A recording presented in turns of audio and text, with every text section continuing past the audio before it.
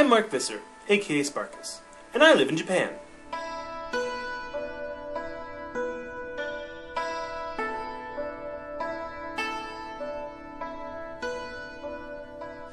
Today, I want to teach you about something that I didn't know about until I came to Japan, and I learned the hard way.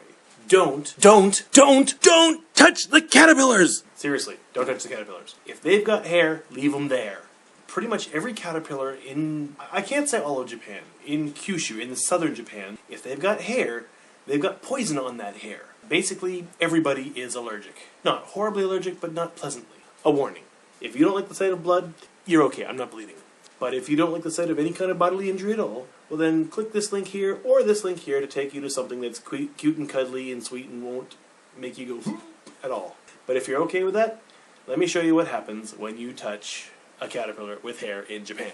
Now this, and that, and there, and all that, up my arm there, this all comes from touching a bug I shouldn't have touched. This is actually the 4th time I've gotten hit by something like this since moving to Japan. And that's 4 times in a little over 12 years. I guess it's not too bad, but I would have loved to have had a lower average. I'm not trying to set any kind of record here. I don't want to. Every time has been a different bug. The caterpillars with hair are called kemushi.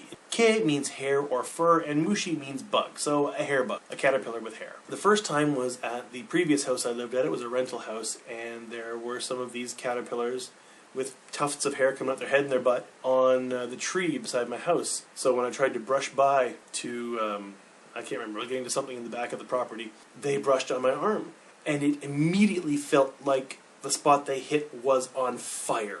And I had to, brush it off because there was one on my skin, and it hit me in a couple places, and everywhere it touched felt burned, and very sharp pain. It was not nice. I never went to a doctor or anything for that. It faded after 3 or 4 days. It hurt for a couple days. It hurt quite sharply for the first day, and then slowly went away. The second time was probably about 4 years ago. My wife and I were going to buy a different property than we ended up buying. It was actually a property that belonged to her uncle, and no one had lived there for like 15, 20 years, and the garden was completely overgrown. So a couple friends and I were cleaning out the garden in preparation for building a new house there. We ended up not buying the property, but we cleaned up the whole garden anyway.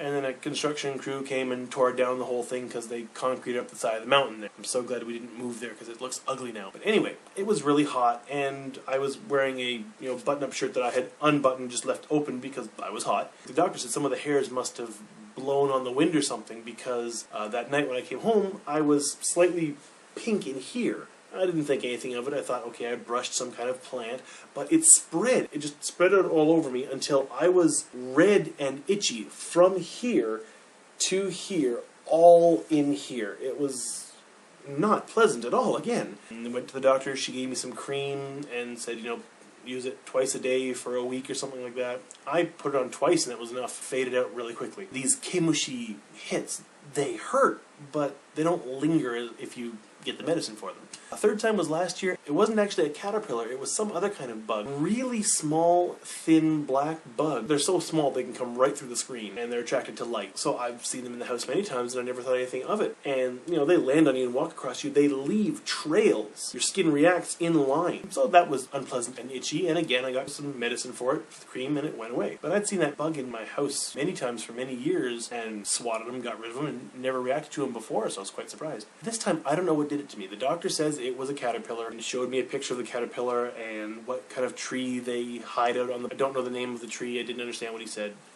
And I don't remember having seen any caterpillar, having touched any caterpillars, and I didn't feel anything. All of a sudden, my skin starts reacting about 3 days ago, and then it just starts spreading. These are the kind of things you just don't hear about unless you live in a country and experience it yourself. This is an experience I would gladly have passed up. Oh well. It's the only negative run-ins I've really had with bugs, other than cockroaches in the house, which you just can't get away from in Japan. If you live in Japan, unless you're like north in Hokkaido and such, you will have cockroaches in your house no matter how clean you keep your house.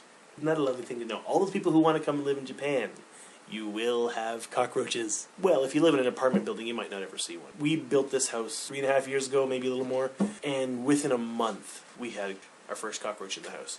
Oh, and spiders about this big. That was more than a month. My mother was here when that happened. It was on the curtain and she freaked.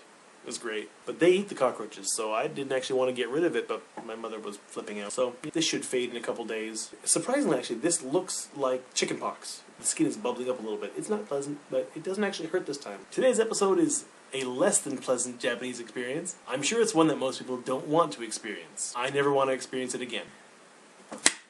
Another bug. That one won't give me this.